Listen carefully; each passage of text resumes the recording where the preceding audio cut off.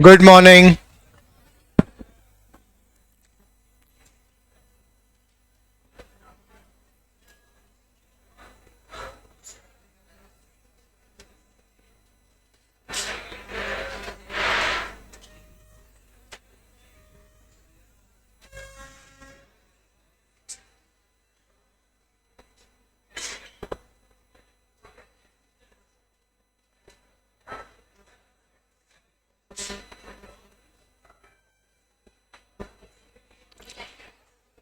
CA foundation जून 24 के लिए आज हमारा first day. Crash batch, repeater batch count होता है। ये कुछ बातें करेंगे स्टार्टिंग में, फिर सिलेबस पर आएंगे। सबसे पहली चीज सो कॉल्ड रिपीटर्स बैच होता है। यहाँ ये लास्ट रिजल्ट थोड़ा सा हमारा नेगेटिव रहा, किस रीजन से रहा वो एनालिसिस अपना अपना होता है। और फिर हमने स्टार्टिंग ली। डिप्रेस्ड होकर स्टार्ट नहीं करना है, सबसे पहली चीज। ये बात माइंड में रखिए कि कभी भी 100% रिजल्ट तो ना तो कभी आया और ना कभी आ सकता है। ये चार्टर्ड अकाउंटेंसी कोर्स है। मैं अपनी हिस्ट्री बता रहा हूं, 94 से मैं इस फील्ड में कंटिन्यू हूं, तो 100 क्या 50% रिजल्ट भी कभी नहीं देखा है। तो एक जहां रिजल्ट पासिंग परसेंटेज कम होता है, वहां कुछ बच्चे पॉजिटिव हैं, कुछ नेगेटिव हैं। वहां पर फिर अपने को ये नहीं है कि ठीक है यार, एक सबसे पहली चीज किस्मत को दोष देना या किसी सिस्टम को डिफॉल्टर बताना नहीं। एक ह्यूमन टेंडेंसी होनी चाहिए कि एक फर्स्ट डे जब लास्ट अटेम्प्ट में स्टार्ट किया था और लास्ट डे तक मैंने क्या स्ट्रेटेजी फॉलो की है और मेरी वीकनेस क्या है। यहां अपने आप को डिफॉल्टर बताने के लिए सब नहीं कर रहे हैं। वो जो वीकनेस पर काम करना स्टार्ट करेंगे, सबका अपना पर्सनल एजेंडा है। यहां कोई किसी की हेल्प नहीं करेगा, ना आपके पापा मम्मी करेंगे, ना आपके टीचर्स करेंगे, ना आपके फ्रेंड्स करेंगे। ये आपका अपना पर्सनल व्यू है, मैंने क्या किया और मुझे एक्चुअली में ये करना चाहिए। कुछ टाइम, कुछ काम इस तरीके से हम अपने आप पर करते हैं तो ऑटोमेटिक चीजें सामने आ जाती कि हाँ ठीक है, और ऐसा फिर अब इसी पर मुझे काम करना है। बस वो 100% सक्सेस क्रिएट करता है।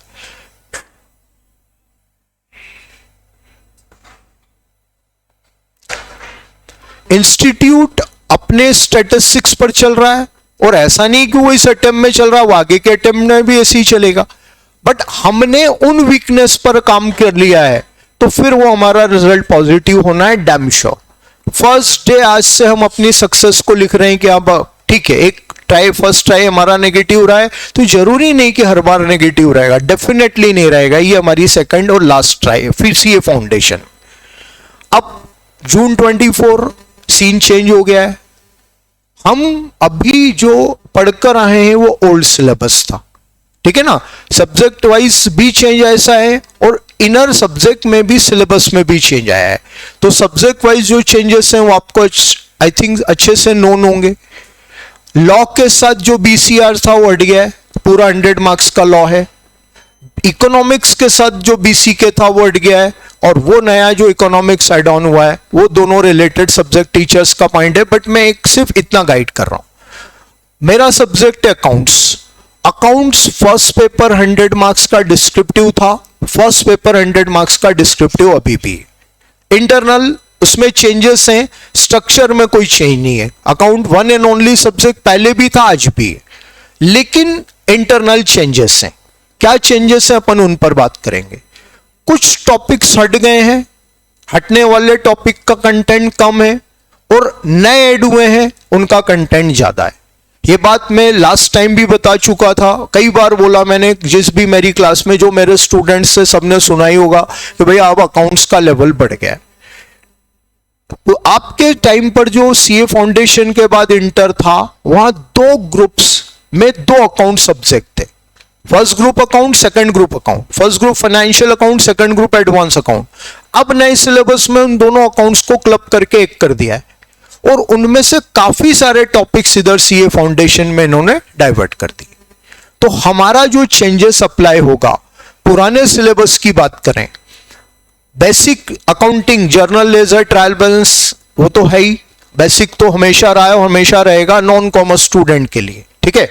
मेन टॉपिक्स में bills of exchange, depreciation, bank reconciliation statement, rectification of error, final accounts, trading concern, manufacturing concern, non trading concern, तीनों टाइप का 2 अलग अलग टॉपिक्स थे, फाइनल अकाउंट और इनकम एंड एक्सपेंडिचर, ठीक है।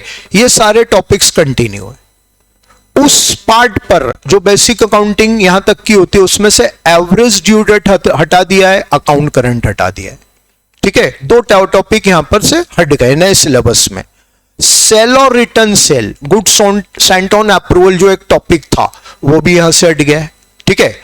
फिर 12th लेवल का जो सिलेबस था, उसमें partnership, introduction, admission, retirement and death of partner. अब इसके साथ ऐड हुआ है डिसोल्यूशन ऑफ फर्म। डिसोल्यूशन के 3 कंटेंट होते हैं, वो तीनों कंटेंट के साथ इन्होंने ऐड किया हुआ है। Dissolution simple, dissolution with insolvency, insolvency with Garner versus मुरे और पीसमिल डिस्ट्रीब्यूशन। मतलब डिसोल्यूशन ऑफ पार्टनरशिप में 3 पार्ट्स होते हैं, simple dissolution, dissolution with insolvency, फिर इसमें विथ गार्नर वर्सेस मुरे केस लॉ और पीसमिल डिस्ट्रीब्यूशन। वो पूरा का पूरा इंटर का टॉपिक इन्होंने यहां फाउंडेशन में रख दिया। ये एक चेंज आया है हमारा, ठीक। ये मिलाकर अब पार्टनरशिप बनेगा, ठीक। इसके बाद आते हैं कंपनी पर। Issue and forfeiture of share, same issue of debenture था, अब उसके साथ issue of debenture plus redemption of debenture. लेकिन रिडम्पशन ऑफ डिबेंचर में इन्होंने सिंकिंग फंड को एक्सट्रैक्ट किया हुआ, बिल्कुल क्लियर से सिलेबस में मेंशन है, तो वो चीज एग्जाम का पार्ट नहीं होगा। तो सिंकिंग फंड एक बहुत बड़ा पार्ट रिडम्पशन का होता है, वो उसको उन्होंने सिलेबस में नहीं रखा हुआ है, तो ये एक चेंज है। इशू के साथ रिडम्पशन ऑफ डिबेंचर भी पढ़ना है। फिर उसके बाद एक नया टॉपिक आया है रिडम्पशन ऑफ प्रेफरेंस शेयर। ये इंटर में हुआ करता था, सब कुछ नया, मतलब फाउंडेशन के लिए नया है, सीए सिलेबस में नया नहीं है। ये सब इंटर के टॉपिक है जो अब इन्होंने फाउंडेशन में ट्रांसफर कर दी। तो रिडम्पशन ऑफ प्रेफरेंस शेयर एक नया टॉपिक है। फिर इसके बाद है बोनस शेयर और राइट शेयर। बोनस शेयर पढ़ा हुआ है हमने इशू ऑफ शेयर में, एक इंट्रोडक्शन पार्ट, वो यहाँ एक पूरा टॉपिक बन गया है। राइट शेयर एक बिल्कुल नया थॉट है, पढ़ेंगे उस समय जब देखेंगे, वो एक नया पॉइंट ऐड हुआ है। तो ये कंपनी में इतना चेंजेस हुआ है। और फाइनल अकाउंट्स जो हमारा टॉपिक है, उसी के इक्विवेलेंट एक और सिंगल एंट्री सिस्टम, वो भी यहां पर नया ऐड हुआ है। ये भी पहले इंटर में हुआ करता था, अब ये फाउंडेशन में आ गया है। इसके साथ ही स्किप हुआ है कंसाइनमेंट। एक कंसाइनमेंट जो टॉपिक था वो हमारा वो स्किप हो गया, हटा दिया है सिलेबस में। ये पूरा चेंजेस है, ठीक है। तो नया क्या ऐड हुआ है, पुराने क्या हटे हैं। अब जो एड ऑन हुआ है वो कंटेंट ज्यादा है और जो हटा है वो कम है। ओवरऑल ये पूरा हमारा सिलेबस है। अब पूरी स्टडी को याद करें तो रेगुलरिटी में डेली बेसिस पढ़ रहे हैं, हफ्ते में 6 दिन। वन डे हॉलीडे ही मैं हटा रहा हूं, लास्ट डे में संडे पढ़ा हमने, वो भी मैं काउंट नहीं कर रहा हूं। तो हमें 5 से 5.5 महीने लगते थे, वही सिलेबस अब यहां पर 6.5 महीने का हो गया है। वो टाइम स्ट्रेटेजी वो बिल्कुल क्लियर है आपके सामने। जो फर्स्ट टाइम मेरे से पढ़ रहे हैं वो ट्रस्ट करते जाएं, यही सब कुछ हमारी क्लास में रेगुलरली होता है। ठीक है, कभी 15 दिन जल्दी हो गया, किसी कोर्स बैचेस में ज्यादा टाइम लेकर 5 महीना, तो एवरेज उस पुराने सिलेबस को कवर करने में हमें 5 मंथ्स का टाइम चाहिए था। ठीक है, 1 महीना और आगे बढ़ाएं तो 6 महीना तो एटलीस्ट हमें चाहिए। अब वो 6 महीना हम तो दे ही नहीं सकते ना यार, यस और नो, क्योंकि डेट आ गई है, सामने ही है, जून 3rd वीक, ठीक है ना, 22 जून आई थिंक, 20 जून, ठीक है, तो 3rd वीक ऑफ जून तक हमें जाना है। तो बेटा जी हमें एक ऐसी स्ट्रेटेजी बनाना है कि उसमें हमारा कोई सिलेबस पार्ट छूटे भी नहीं और हम अपने टाइम पर अपना कोर्स कंप्लीट कर लें विथ रिवीजन। ठीक है, वो स्ट्रेटेजी मैं आपको दे रहा हूं, वहां पर आप बस ट्रस्ट कर लीजिए। ये ऐसा नहीं कि रिपीटर बैच फर्स्ट टाइम हुआ है, हमेशा हुआ है। जो बीच में बात कर रहा था मैं कि हम कभी भी ये ना सोचना है कि नेगेटिव है तो हमेशा नेगेटिव रहेगा। लास्ट ईयर भी बस यही रिपीटर बैच थी, 168 स्टूडेंट्स थे। मुझे अच्छे से याद है कि 125 प्लस स्टूडेंट क्लियर हुए थे, क्योंकि ये एक सिस्टम है कि पहली बार हमारी कुछ वीकनेस होती है, हमने कुछ गलत स्टेप ले लिए, एग्जाम में कई बार कोई टेंशन आ जाता है एकदम से, तो वो सब चीजें होती है जो हमारे को एक कुछ सिखा कर गई। अच्छा, इसमें पॉजिटिविटी ढूंढो।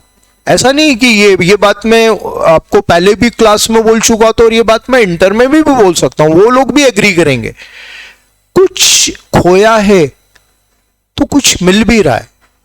यहां कुछ सफर किया हमने, क्या सफर किया, 6 महीने लेट हो गए सब यार। यकीन मानिए, जब अपन सब कुछ कंप्लीट कर लेते हैं, अपनी स्टडी कंप्लीट हो गई, अपने प्रोफेशन में जॉब में सेट हो गए, थोड़ा सा और लाइफ की उस एज में जाएं, अराउंड 30 ईयर्स 35 ईयर्स, तो फिर वहां पे सोचकर हंसते हैं कि यार साला अगर अपन 12th 1 साल लेट भी पास होते तो क्या फर्क पड़ जाता। एक साइकोलॉजी बता रहा हूं मैं आपको, मत मानो मेरी बात को, पापा से पूछना घर जाकर।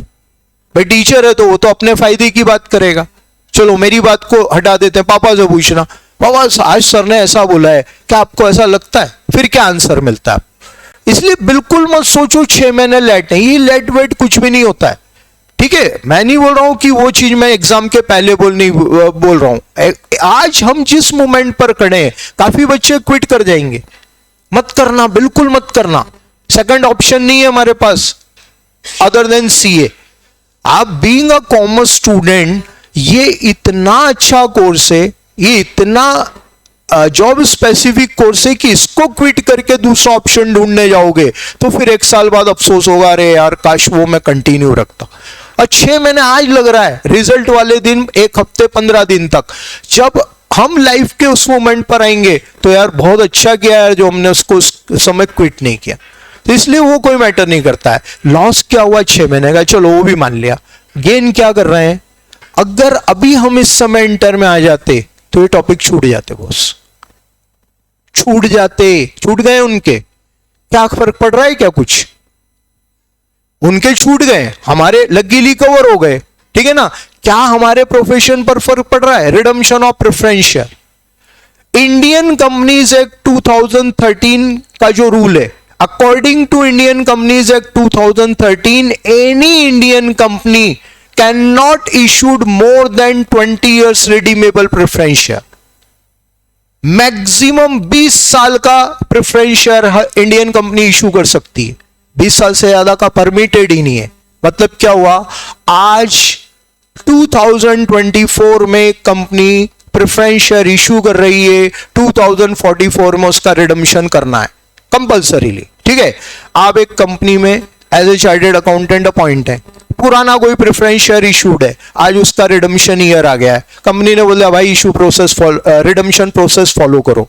ये पूरा रिडम्पशन ऑफ प्रेफरेंस शेयर जो हम यहां पर पढ़ रहे हैं, ये हमारे उस समय नॉलेज में यूज होगा।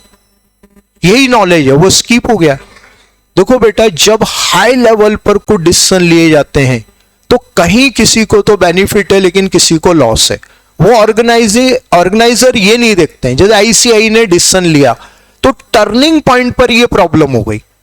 टर्निंग पॉइंट कौन सा, जिन्होंने लास्ट अटेम्प्ट में सीए फाउंडेशन दिया, आप वाले रिजल्ट में पास हो गए, क्या हुआ, वो टॉपिक फाउंडेशन में नहीं, और वो टॉपिक इंटर में भी नहीं, तो वो टर्निंग पॉइंट में उनको लॉस हो रहा है। इंस्टीट्यूट नहीं काउंट कर सकता इतनी सारी चीजें, हमें वहां पर बेनिफिट मिल गया। सिंगल एंट्री सिस्टम एक क्लास टॉपिक है जो अकाउंट्स के इतने सारे फंडे क्लियर करता है कि फिर रियली अकाउंटिंग में मजा आता है। बोले हाँ यार अब मजा आ रहा है अकाउंटिंग। तो ये सारी चीजें पॉजिटिव सोचो आप कि एक नेगेटिव रिजल्ट की वजह से हमें ये सब कुछ पढ़ने को मिल गया। और आई थिंक मैं समझता हूं असीम सर भी आपको यही बोलेंगे। जो 2 एक्ट यहां पर 40 मार्क्स के ऐड हुए हैं, मुझे नहीं है एग्जैक्टली मालूम है कितने act, but I think 2 act add हुए हैं, तो वो 2 एक्ट ऐड हुए हैं तो स्किप नहीं हुए, वो हमारे कवर हो गए कहीं ना कहीं। ये 2 सब्जेक्ट जिनको डिस्क्रिप्टिव आईसीआई ने रखा है, वहां पर आपको आज जो क्लास में पढ़ रहे हैं वो 3 साल बाद फ्यूचर लाइफ में, अपनी प्रोफेशनल लाइफ में पूरा यूटिलाइजेशन देते हैं। ठीक है, इको का मैथ स्टैट्स का डायरेक्ट यूज नहीं है, इनडायरेक्ट यूज है, बट वहां कुछ चीजें स्किप हुई, फर्क नहीं पड़ा, यहां फर्क पड़ता है। तो ये एक बहुत बड़ा प्लस पॉइंट है जो आपके साथ आ रहा है। अब अपन अपनी स्ट्रेटेजी पर आते हैं। पुराने सिलेबस को एक रिकैप लेंगे हम अच्छे से, बेसिक पूरा मैं पढ़ाऊंगा, 3-3, 4-4 क्वेश्चन, जितना मैक्सिमम टाइम अपन दे सकते हैं उतना देंगे, क्योंकि जो नया सिलेबस ऐड हुआ है उसको बेटा टेंटेटिव हमें 2 मंथ्स का टाइम चाहिए। कौन सा सिलेबस जो आपने अभी तक पढ़ा ही नहीं है, आपने कुछ चीजें 12th में पढ़ी है, मैं उस पर काउंट नहीं कर रहा हूं, मैं लास्ट सीए फाउंडेशन अटेम्प्ट से कंपैरिजन कर रहा हूं। तो जो नया सिलेबस ऐड ऑन हुआ है उस पर हमें 2 मंथ्स का टाइम चाहिए। ठीक, अब वो 2 मंथ्स के टाइम के बाद जितना हमारे पास 1.5 महीने का टाइम बच रहा है, वहां पर अपने पुराने सिलेबस को अपन पूरा का पूरा रिवाइज करेंगे। पहली कंडीशन, मेरा एक प्रिंसिपल है बेटा, मैं कभी भी कोई गलत बात बोलकर ना तो बैच स्टार्ट करता हूं ना किसी को एडमिशन देता हूं, और एकेडमी का भी ये प्रिंसिपल है। कोई पर्सन बिल्कुल जीरो से स्टार्ट कर रहा है और ये सोच रहा है कि थॉरोली मुझे पढ़ा दिया जाए, तो बेटा वो इस क्लास में नहीं होता है। आपके सामने है पोजीशन, ठीक है ना। 15 फरवरी एक टेंटेटिव हम डेट मान लेते हैं, और 15 जून काउंट कर लो कितना टाइम हो रहा है, ठीक है ना। 6 मंथ्स का सिलेबस, अगर आपको कोई बोल रहा है कि 4 मंथ्स में मैं कंप्लीट कर दूंगा, तो बेटा वो फिर चीट कर रहा है यार। फिर हमारी ऑनेस्टी के ऊपर डाउट क्रिएट मत करो। जब हम बात कर रहे हैं कि हम कंप्लीटली सॉल्व करेंगे, तो डेफिनेटली कंप्लीट करेंगे, और ऐसा कंप्लीट करेंगे कि वहां पर कुछ छूटेगा नहीं। अभी मजा आ रहा है, 15 दिन तक, 1 महीने तक बहुत इजी चीजें धीरे धीरे पढ़ रहे हैं, ठीक है ना। तब तक सब पूरी क्लास सेट हो गई, फीस आ गई, उसके बाद लास्ट का जो सिलेबस 50 मार्क्स 60 मार्क्स की कवरेज एग्जाम में रखता है, वो जल्दी जल्दी फिनिश कर दिया। बेटा वो स्ट्रेटेजी बहुत गलत है। हम लोग क्या करते हैं, इक्वल वेटेज सबको देते हैं। आज का जो सिलेबस चल रहा है 1 महीने तक का, 1.5 महीने का, उसको भी उतना वेटेज और बाद वाले को भी उतना वेटेज। अब यहां समझ में आ रहा है कि पहले वाला सिलेबस पड़ा हुआ है, ठीक है ना, इतना डीप में जाने की जरूरत नहीं है, और बाद में तो बिल्कुल नया आ रहा है, तो भाई इसके प्रोपोर्शन में उसको ज्यादा टाइम देना पड़ेगा। क्या एग्री हैं आप मेरी बात से? तो बेटा जो भी स्ट्रेटेजी यहां पर मैं फॉलो कर रहा हूं, मैं अपने नॉलेज अपने एक्सपीरियंस से बेस्ट दे रहा हूं, और वो आपको कभी भी नेगेटिव रिजल्ट नहीं देगा। भाई यहां कोई ये सोच रहा है कि मैंने पहले अटेम्प्ट में कुछ भी नहीं पढ़ा है और आप रेगुलर बैच जितना पढ़ाओ, तो बेटा वो थोड़ा सा डिफिकल्ट हो जाएगा। हम बिल्स ऑफ एक्सचेंज का एग्जांपल ले रहे हैं जिससे हम अपनी स्टार्टिंग कर रहे हैं। तो बिल्स ऑफ एक्सचेंज के रेगुलर क्लास में 20 क्वेश्चंस होते हैं, हम यहां पर शायद 7 या 8 क्वेश्चन में अपनी बात को कंप्लीट कर लेंगे, लेकिन 7 और 8 ऐसे क्वेश्चंस लेंगे जिसमें सब कुछ कवर हो जाए। तो लॉस कुछ भी नहीं हो रहा है, स्किप में कुछ भी नहीं कर रहा हूं, लेकिन वो 20 क्वेश्चन जितने का जो करने का हमारे पास टाइम है वो नहीं है, इसलिए हमने इतना कंप्लीट मान लिया। तो इस तरीके से अपन अपना पूरा सिलेबस कवर कर रहे हैं।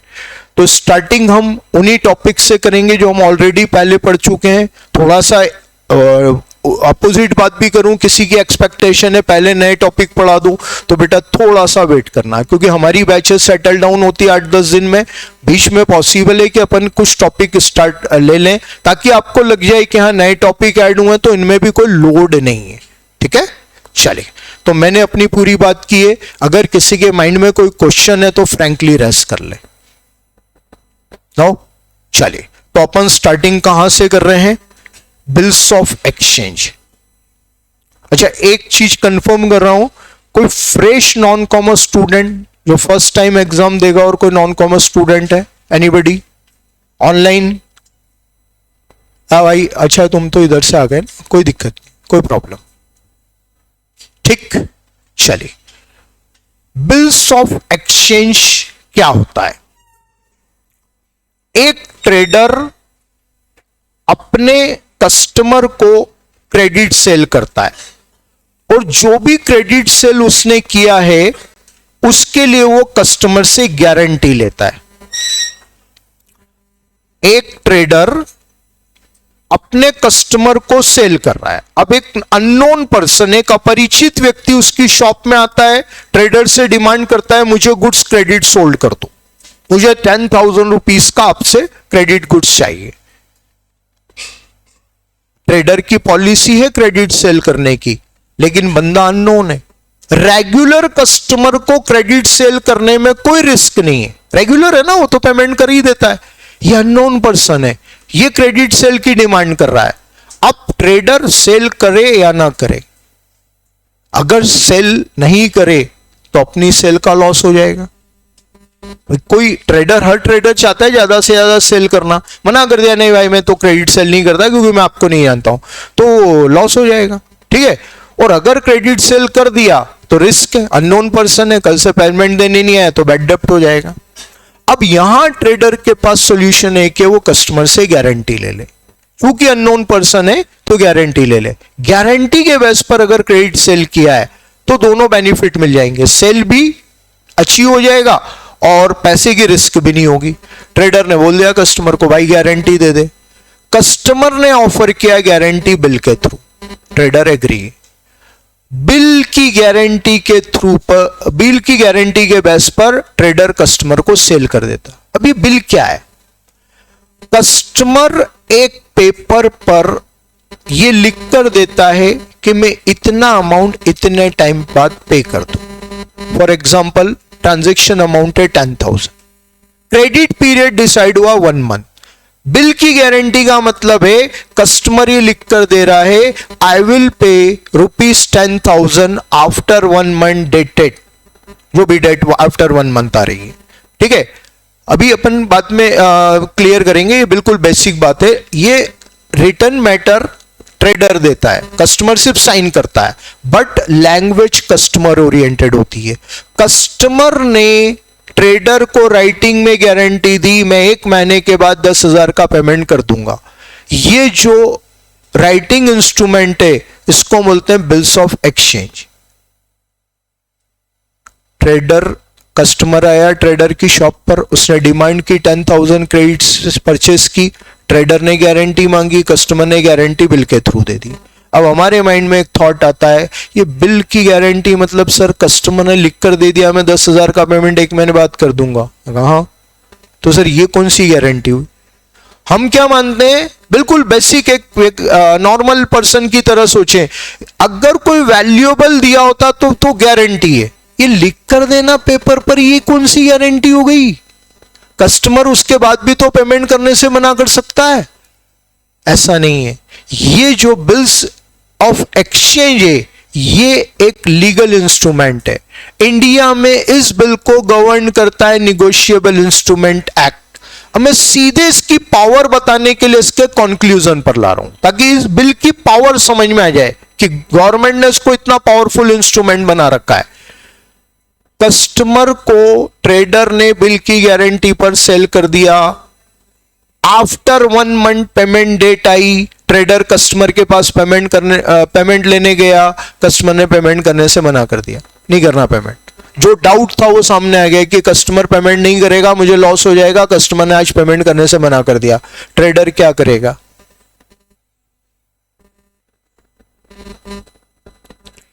ये बिल्स ऑफ एक्सचेंज की गारंटी है, निगोशिएबल इंस्ट्रूमेंट एक्ट गवर्न कर रहा है। वो निगोशिएबल इंस्ट्रूमेंट एक्ट क्या कहता है, ये जो बिल कस्टमर ने साइन करके आपको दिया इसके बेस पर कोर्ट में केस लगा दो। थोड़ा सा जनरल नॉलेज वाला मैटर अगर आपको क्लियर है तो इंडिया के कोर्ट केसेस की लाइफ बहुत लंबी होती है, बरसों बरस चलते हैं, ठीक है ना। तो ये वो वाला केस नहीं है। जिन केसेस का नॉलेज आपके माइंड में इंडियन कॉन्स्टिट्यूशन के एक्ट है, और ये कैसे? निगोशिएबल इंस्ट्रूमेंट एक्ट का। सब एक्ट अपने अपने रूल फॉलो अप्लाई करवा रहे हैं। ये केस बहुत जल्दी सेटल हो जाता है, कोई टाइम फिक्स नहीं है, गवर्नमेंट ने फिक्स नहीं किया है, लेकिन रियलिटी 2, 3, 4, 6 महीने, बहुत maximum to maximum 6 months. Trader customer के अगेंस्ट कोर्ट में सूट फाइल कर देता है, केस लगा देता है, इसने मुझे पेमेंट नहीं किया। जज कस्टमर को बुलाएगा, बिल दिखाएगा, बिल तुम्हारा है, यस सर मेरा है, क्योंकि उसकी साइन है, वो डिनाई कर ही नहीं सकता है, सर मेरा बिल है। अगला क्वेश्चन जज का, पेमेंट क्यों नहीं किया? इस पर जो डेट लिखी है वो क्रॉस हो गई है। कस्टमर के पास कोई आंसर नहीं। इमीडिएट जज का डिसीजन कस्टमर के अगेंस्ट, चलो तुम डिफॉल्टर हो, इस ट्रेडर को पेमेंट करो। मेरे एग्जांपल में 10,000 का अमाउंट है, चलो उसको 10,000 पे करो। इतना नहीं, दूसरा ऑर्डर जज का, इस ट्रेडर के कोर्ट केस लगाने के जितने एक्सपेंसेस हुए वो सारे रिम्बर्स करो। तुम्हारी वजह से कोर्ट में आना पड़ा है, इसको इतने जो भी खर्च हुए, आप अप्रोक्सीमेट मान लो 10,000 का अगर बिल है तो 2-2,500 रुपए का खर्च हो जाएगा। ये 2,000 जो भी खर्च हुआ है वो उसको लौटाओ। तीसरा ऑर्डर, 10,000 का बिल, सपोज 2,000 एक्सपेंस हुए, 2,000 एक्सपेंस के 12,000 पर इतने % इंटरेस्ट पे करो, जितने टाइम कोर्ट में केस चला। भाई कंक्लूजन एक ही चीज है, फिक्स है, जितने भी निगोशिएबल इंस्ट्रूमेंट एक्ट के कोर्ट केसेस कोर्ट में जाते यही होता है।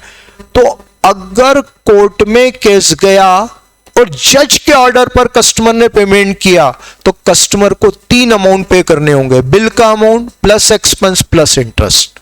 और अगर नॉर्मली कस्टमर पेमेंट कर देता तो कितना करना पड़ता? बिल का अमाउंट ओनली। ठीक है, ये पावर है। बस यही रीजन है कि कोई कस्टमर जेन्युइनली कभी भी बिल को डिसऑनर नहीं करता है और ये बिल का पेमेंट हो जाता है, और मार्केट में इसी कॉन्फिडेंस के साथ ये बिल्स ऑफ एक्सचेंज डील होता है। तो निगोशिएबल इंस्ट्रूमेंट एक्ट ने बिल्स ऑफ एक्सचेंज को इतनी पावर दी हुई है, ये कोई ऑर्डिनरी पेपर नहीं है, ये बिल्स ऑफ एक्सचेंज एक इंस्ट्रूमेंट है और ये इसकी पावर है। बस इसीलिए मार्केट में यूज होता है। अब एग्जैक्टली ये बिल्स ऑफ एक्सचेंज क्या होता है, तो बेटा एक डेफिनेशन अच्छे से आपको याद रखना है। मैं इस डेफिनेशन को जैसा लिखा है word to word detail explain करूंगा, फिर इसके बाद इसका एक एग्जांपल से इंटरप्रिटेशन करूंगा तो पूरा समझ में आएगा, बट वर्डिंग अपने को थ्योरेटिकल पोर्शन के लिए याद रखना है। निगोशिएबल इंस्ट्रूमेंट एक्ट ने बिल्स ऑफ एक्सचेंज को कैसे डिफाइन किया है? Bills of exchange is an instrument in writing containing an unconditional order signed by the maker directing a certain person to pay a certain sum of money paid to or to order of certain person or to bearer of instrument। Act की language तो बेटा जी ऐसी होती है, ठीक है ना। Bills of exchange is an instrument in writing containing an unconditional order signed by the maker directing a certain person to pay a certain sum of money paid to or to order of certain person or to bearer of instrument। ठीक, एक एक word को मैं detail explain करूंगा, आपको पूरा समझ में आएगा। बिल्स ऑफ एक्सचेंज को निगोशिएबल इंस्ट्रूमेंट एक्ट ने इंस्ट्रूमेंट कॉल किया है। इंस्ट्रूमेंट मतलब बिल्स ऑफ एक्सचेंज। ये जो बिल्स ऑफ एक्सचेंज है ये राइटिंग में होता है। Instrument is in writing containing. Negotiable instrument act ने ओरल बिल्स ऑफ एक्सचेंज को इनवैलिड बोल दिया, कुछ होता ही नहीं ओरल बिल्स ऑफ एक्सचेंज, ठीक है ना। बिल्स ऑफ एक्सचेंज सिर्फ और सिर्फ राइटिंग में होता है, ठीक। ओरल इनवैलिड क्यों बोला होगा? प्रूफ ही नहीं कर पाएंगे, कोर्ट में कोई प्रूफ ही नहीं रहेगा। साहब इसने मेरा पेमेंट नहीं किया, जज बोलेगा कौन सा पेमेंट, काय का पेमेंट, कोई बेस ही नहीं है कोर्ट में केस का। तो केस का बेस ही तब बनेगा जब बिल राइटिंग में होगा, ठीक है। एन अनकंडीशनल ऑर्डर, एक एक वर्ड को याद रखना है। Bills of exchange unconditional order है, मतलब यहां पर कस्टमर जब बिल पर अपनी साइन करता है ना, तो उस बिल में कोई कंडीशन अप्लाई नहीं कर सकता है। मैंने क्या लैंग्वेज बताई थी अभी? I will pay ₹10,000 after 1 month. क्या डेट है आज? 12th March 24. क्लियर लिखा होगा date. I will pay ₹10,000 after 1 month dated 12th March 24. आज से ठीक 1 महीने बाद, ठीक है।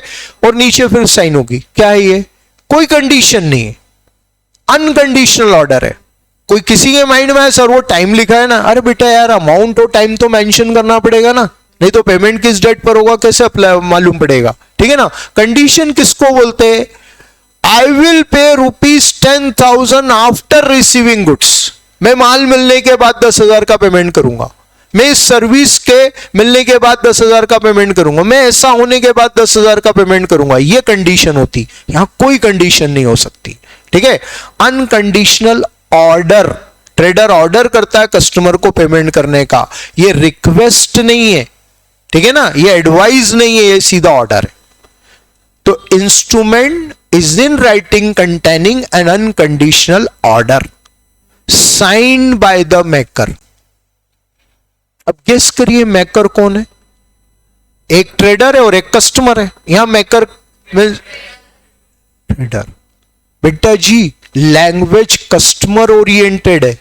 I will pay ₹10,000 after 1 month, ये लैंग्वेज कस्टमर ओरिएंटेड है, बट लैंग्वेज ड्राफ्ट करने का राइट ट्रेडर को नहीं दिया है, सॉरी कस्टमर को नहीं दिया है, ये ट्रेडर को दिया है। फॉर एग्जाम्पल मैं ट्रेडर, आप कस्टमर, पेमेंट आपको करना है, ठीक है ना, लेकिन बिल मैं ड्रॉ करूंगा। एक पेपर पर मैं लिखूंगा I will pay ₹10,000 after 1 month dated 12th March 24, okay, और सिर्फ वो बिल आपके सामने रख दूंगा, वो आप उस पर एक्सेप्टर साइन कर दें।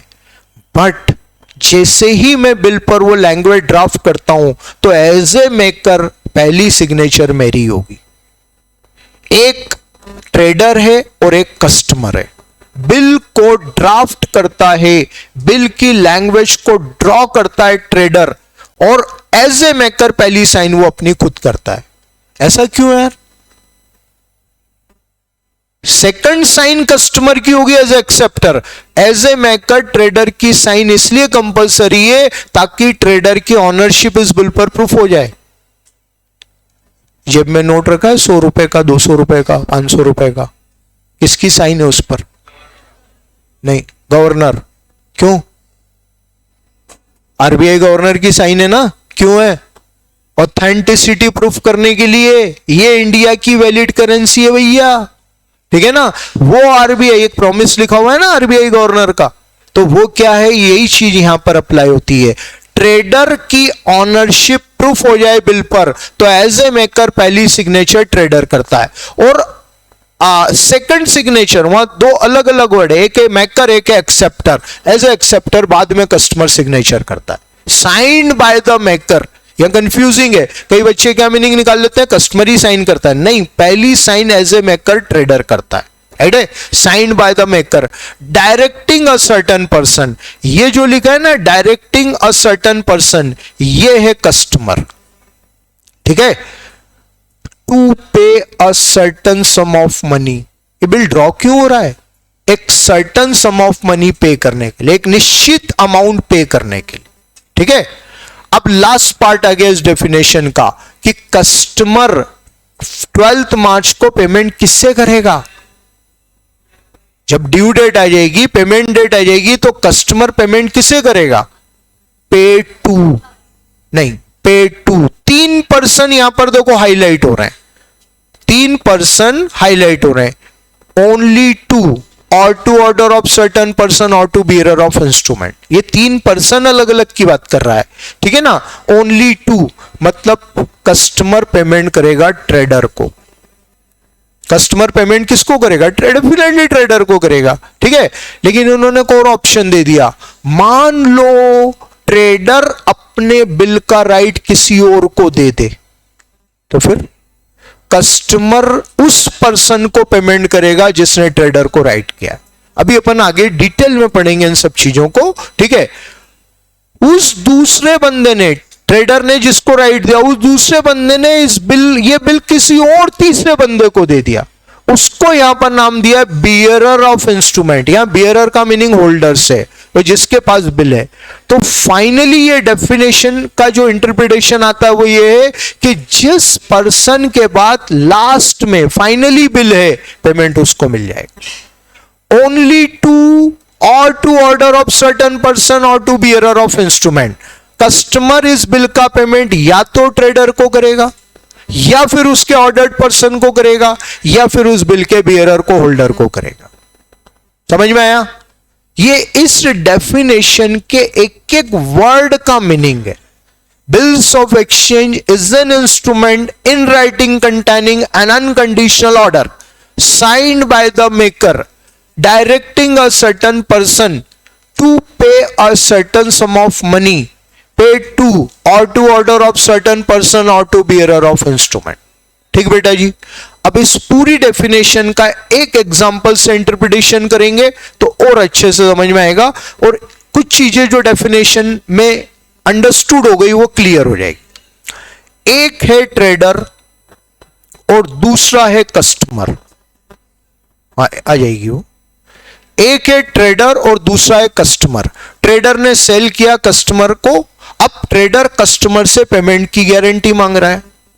कस्टमर ने बोल दिया गारंटी बिल के थ्रू दूंगा। चूंकि बिल में इतनी पावर है इसलिए बिजनेस में हर ट्रेडर बिल के गारंटी के बेस पर डील कर रहा है, बिजनेस कर रहा है। ओके, ट्रेडर एग्री है। अब ट्रेडर एक बिल ड्रॉ करता है कस्टमर पर। वो जो लैंग्वेज है, I will pay ₹10,000 after 1 month dated 12 मार्च 24, वो लिखकर ट्रेडर ने बिल कस्टमर को दे दिया। राइट, इसे कहते हैं बिल ड्रॉ करना। बेटा जी, इस एरो पर ये बिल कागज का टुकड़ा है।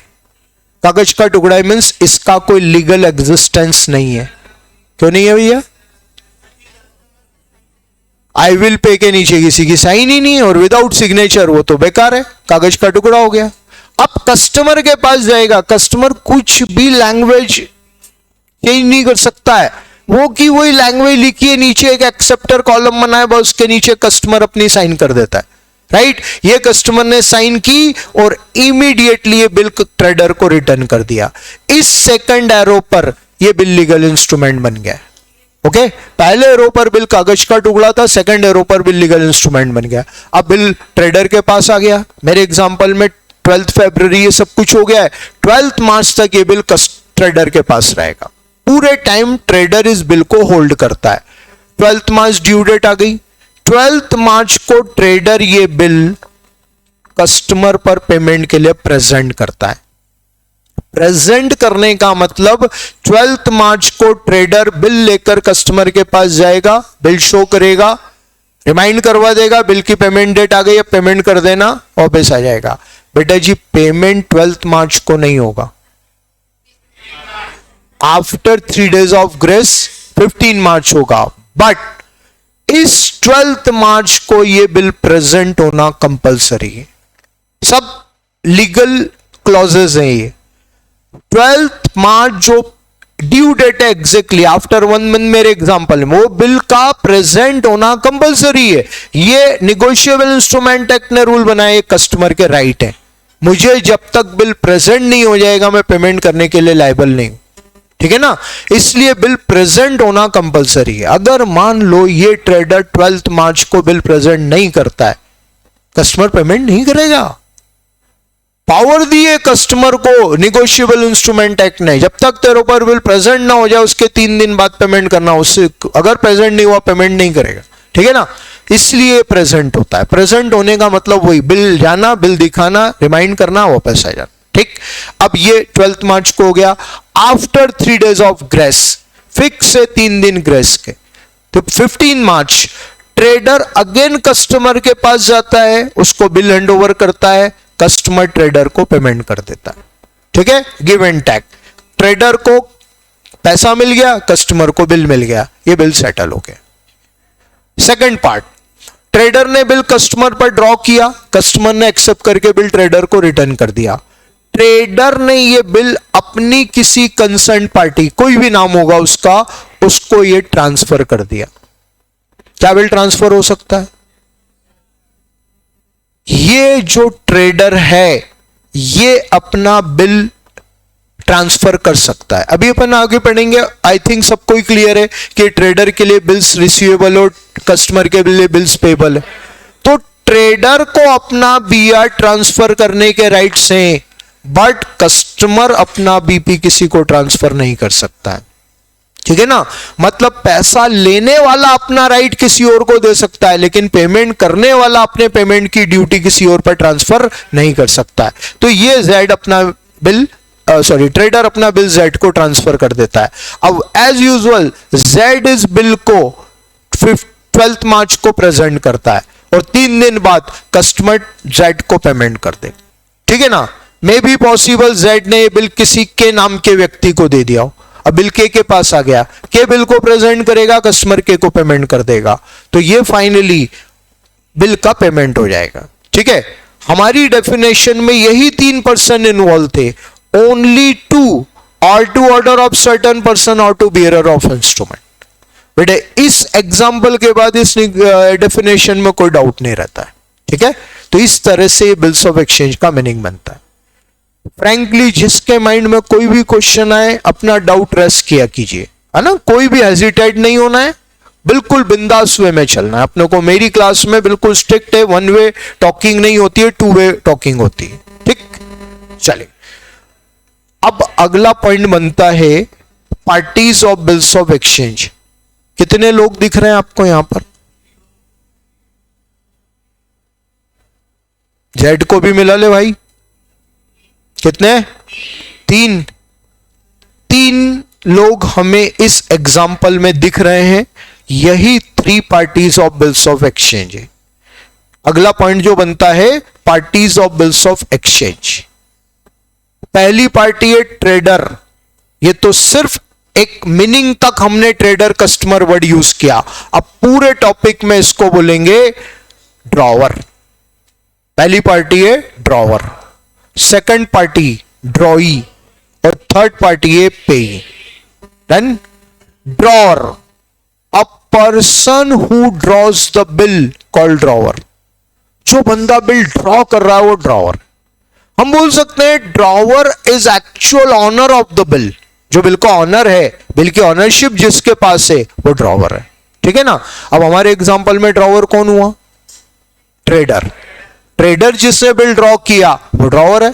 ठीक है, और बाद में पैसा लेने का राइट ट्रेडर को ही है, तो बिल की ऑनरशिप ट्रेडर के पास है, तो ट्रेडर ड्रॉवर है। Second party is ड्रॉई, a person who accepts the bill. जो पर्सन बिल को एक्सेप्ट कर रहा है, और बेटा जी बिल को एक्सेप्ट करने का मतलब बिल की लाइबिलिटी को एक्सेप्ट करना। A person who is liable to pay the bill. जो बंदा बिल को पे करेगा, जिसके ऊपर पे करने की लाइबिलिटी है, वो व्यक्ति पे आपका ड्रॉई है। ठीक है, कौन है drawee? Customer. Customer bill accept कर रहा है और फाइनल ड्यू डेट पर कस्टमर ही पेमेंट करने के लिए लाइबल है, इसलिए कस्टमर ड्रॉई है। और third party is payee, a person who gets the money finally. A person who gets the money ultimately is payee. जिस बंदे को फाइनली पैसा मिल जाता है उसे कहते हैं पेई। किसको मिल जाता है पैसा? जेड को।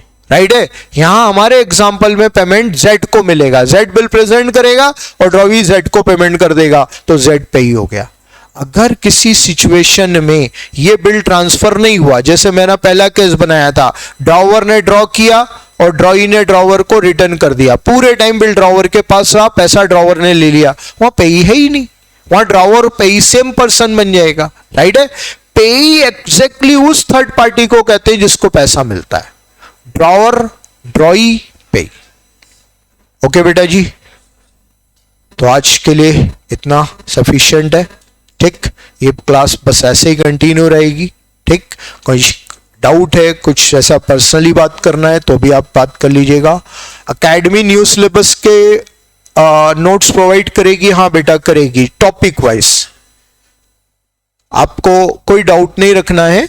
जो नया सिलेबस ऐड हुआ है उसका मेरा एड ऑन में सफिशिएंट क्वेश्चंस करवाऊंगा उसके, कहीं भी किसी तरह का कोई लॉस नहीं होगा। पुराना सिलेबस जो है उसके ऊपर अपना कमांड वैसे ही क्रिएट करो, मेरी भी पूरी हेल्प है। मैं इतने नंबर ऑफ क्वेश्चंस करवाऊंगा जो आपके लिए सफिशिएंट है, और नए सिलेबस में हम वो नंबर ऑफ क्वेश्चंस बढ़ाकर पूरा कवर करेंगे। और टॉपिक वाइज, मैं to be frank topic wise इसलिए क्योंकि वो नोट्स अभी प्रिपरेशन में, मतलब आज मैंने करीब 40 दिन बाद एकेडमी को ज्वाइन किया है, मेरा अपना कुछ इश्यूज थे इसलिए, तो थोड़ा सा मैं डिले चल रहा हूं। तो अभी एक बुक फॉर्म में वो नोट्स नहीं आ रहा है, अभी जो भी टॉपिक पहले आएगा वो टॉपिक का नोट्स मैं आपको दे दूंगा। और अगर उस समय तक बुक फॉर्म में आ गया वो आपके स्टार्ट होने तक तो डेफिनेटली, बट नए टॉपिक के सभी के प्रॉपर बुक फॉर्म में आपको नोट्स मिलेंगे। डेप्रीसिएशन के क्वेश्चन, हाँ ठीक है बेटा, वो मैं भेज दूंगा। आप पुरानी बैच के हो ना, ठीक है। हाँ, रिकॉर्डिंग अवेलेबल होगी बेटा डेली, आप थोड़ा सा कंटिन्यू कर लीजिए। तो नाटा का जो ऐप है उस पर आपका रजिस्ट्रेशन हो जाएगा और उस पर आपकी रिकॉर्डिंग हो जाएगी। विधि अग्रवाल आप खत्री सर को रिक्वेस्ट कर लीजिएगा, मिल जाएंगे आपको, कोई टेंशन मत लेना। थोड़ा सा अभी बैच स्टार्ट हुआ है, 1-2 दिन में आपकी सारी रिक्वायरमेंट फुलफिल हो जाएगी। ओके बेटा, चलिए कल मिलते हैं, गुड डे।